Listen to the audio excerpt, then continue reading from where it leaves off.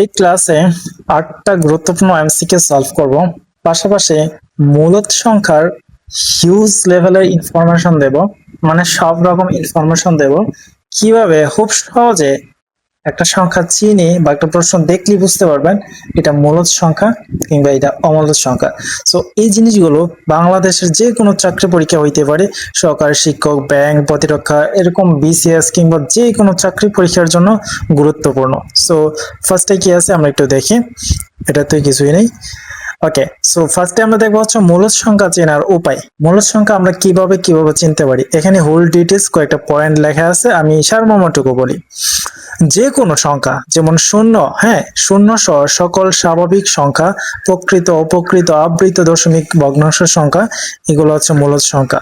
এখন জিনিসটা আসলে কি, এই যে 1/1, 9/3, -5/1, এরকম টাইপের যে কোনো সংখ্যা, 2/3, 1/3, 5/9, মানে এরকম প্রকৃত, অপ্রকৃত, দশমিক, যে কোনো টাইপের ভগ্নাংশ সংখ্যা হচ্ছে মূলত মূলদ সংখ্যা। ওকে, তারপর বলছে ভগ্নাংশ, এই যেমন প্রকৃত, অপ্রকৃত, মিশ্র। অপ্রকৃত মানে কি, বড়টা উপরেরটা বড় থাকবে, উপরেরটা বড় থাকবে, নিচেটা ছোট থাকবে, হ্যাঁ। আর মিশ্র হচ্ছে 1/2 যেরকম থাকে আর কি। এই সব জিনিস হচ্ছে কি মূলদ সংখ্যা।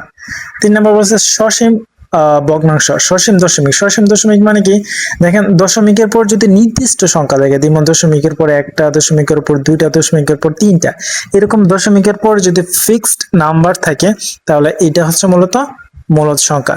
তারপর পৌনঃপুনিক, পৌনঃপুনিক যদি থাকে, যেমন অথবা দশমিকের পর একই সংখ্যা রিপিট হয়, একই সংখ্যা রিপিট হওয়া আর পৌনঃপুনিক একই জিনিস কিন্তু, যেমন 3.333, এটাকে লেখা যায় 3.3 পৌনঃপুনিক। এই যে এরকম টাইপের যে কোনো সংখ্যা হচ্ছে মূলত মূলদ সংখ্যা। এখানে কি পেলাম, শূন্য সহ স্বাভাবিক সকল সংখ্যা হচ্ছে মূলদ, তারপর ভগ্নাংশ, প্রকৃত, অপ্রকৃত, ভগ্নাংশ হচ্ছে মূলদ, মিশ্র সাথে, তারপর হচ্ছে দশমিকের পর নির্দিষ্ট সংখ্যা থাকলে হচ্ছে মূলদ, পৌনঃপুনিক টাইপের কোনো জিনিস থাকলে, সংখ্যা থাকলে, এগুলো হচ্ছে মূলত আপনার মূলদ। ওকে, দেন আমরা দেখবো হচ্ছে মূলদ সংখ্যা চিনে আরো কয়েকটা পয়েন্ট। 5 নম্বর বলা হয়েছে পূর্ণ সংখ্যা। পূর্ণ যে কোনো সংখ্যা, ধনাত্মক হইতে পারে, ঋণাত্মক হইতে পারে, যেমন -2, +2, -1 বা +1, যে কোনো সংখ্যা শূন্য সহকারে, এগুলো হচ্ছে মূলদ সংখ্যা। তারপর হচ্ছে পূর্ণবর্গ সংখ্যা। পূর্ণ বর্গমূল মানে হচ্ছে যেগুলোকে বর্গমূল করা যায়, 9, 16, 25, এরকম টাইপের যে কোনো সংখ্যা হচ্ছে মূলত মূলদ সংখ্যা।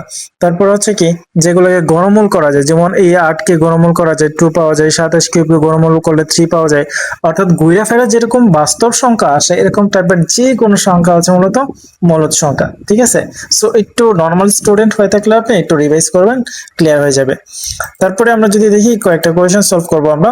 এখানে প্রথম যে প্রশ্নটা আছে দেখেন, এবং এ ও বি সহমৌলিক ও স্বাভাবিক সংখ্যা হলে এ বাই বি সংখ্যাটি কি হবে। এখন সহমৌলিক ও স্বাভাবিক সংখ্যা আপনাকে বুঝতে হবে। সহমৌলিক হয়েছে পরস্পর দুটো সংখ্যার মধ্যে উৎপাদক এক, যেমন 2 আর 3, এগুলো হচ্ছে সহমৌলিক সংখ্যা। এখন 2/3 এটা কি, একটা ভগ্নাংশ। সো ভগ্নাংশের সঙ্গে কি হবে, অবভিয়াসলি মূলদ সংখ্যা হবে।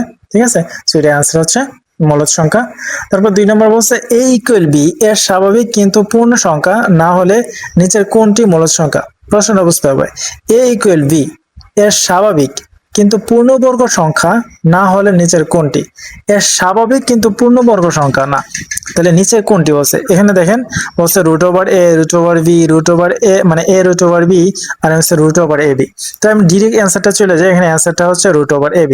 এখানে প্রশ্ন বুঝতে হবে, প্রশ্ন বলছে যে পূর্ণবর্গ সংখ্যা না সংখ্যাগুলো, যেমন a হইছে মানে 2, b হইছে 2, 2 কিন্তু পূর্ণবর্গ না, যেমন 4 হইছে পূর্ণবর্গ সংখ্যা।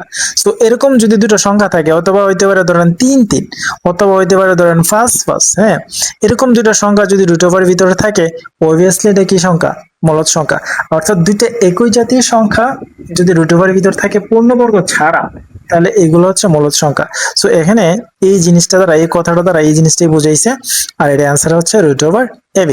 ওকে, সো নেক্সট কোশ্চেন হচ্ছে মূলদ সংখ্যার সেট নিচের কোনটি বোঝায়। সব সময় মূলদ সংখ্যার সেট অলওয়েজ কিউ দ্বারা বোঝায়, পূর্ণ সংখ্যার সেট হচ্ছে জেড, আর স্বাভাবিক সংখ্যার সেট হচ্ছে এন। এগুলো মনে রাখবেন, স্বাভাবিক সংখ্যা, পূর্ণ সংখ্যা, এটা হচ্ছে মূলদ সংখ্যা।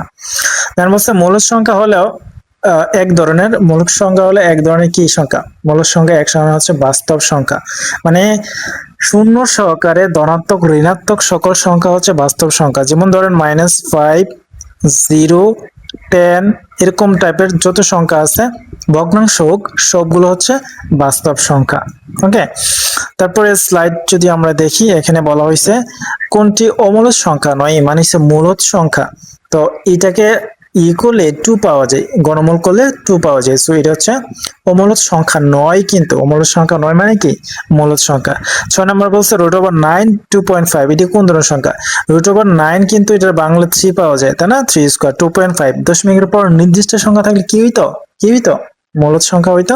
যেগুলোকে বর্গমূল করা যায় এগুলো কি মূলদ সংখ্যা, দশমিকের উপর নির্দিষ্ট থাকলে কি মূলদ সংখ্যা। সো এগুলো হচ্ছে কি মূলদ সংখ্যা। দেন আমরা যদি দেখি, এখানে বলছে 7 নাম্বার কোনটি মূলদ সংখ্যা? অবভিয়াসলি যেটাকে বর্গমূল করা যাবে এটা মূলদ সংখ্যা। 144 কে বর্গমূল করা যায় 12 আসে, সো এটা মূলদ সংখ্যা। এখানে বলছে নিচে কোনটি মূলদ সংখ্যা? এখানে কোনটা বর্গমূল করা যায়? 25 কে বর্গমূল করা যায়, সো 25 5 আসে, সো এটা হচ্ছে মূলদ সংখ্যা। দেন হচ্ছে ধন্যবাদ। ওকে, সো ভিডিওটা অবশ্যই শেয়ার করে দিবেন যদি ভালো লাগে। আর এছাড়াও এটা হচ্ছে আমার 4th নম্বরের ভিডিও। এর আগে আরো 3টে ইম্পর্টেন্ট ভিডিও আছে সিরিয়াল ওয়াইজ। আমি একটা বই সমাধান করতেছি জব ম্যাথ, যে কোনো চাকরি পরীক্ষার জন্য। এখান থেকে আপনার বেসিক স্ট্রং করে আমি এমসিকিউ সমাধান করে দেব। আমার যে কোনো প্ল্যাটফর্ম দেখেন, টিকটক কিংবা ফেসবুক কিংবা ইউটিউব, সাবস্ক্রাইব করে রাখবেন, লাইক করে রাখবেন, সেভ করে রাখবেন, শেয়ার করে রাখবেন। ধন্যবাদ।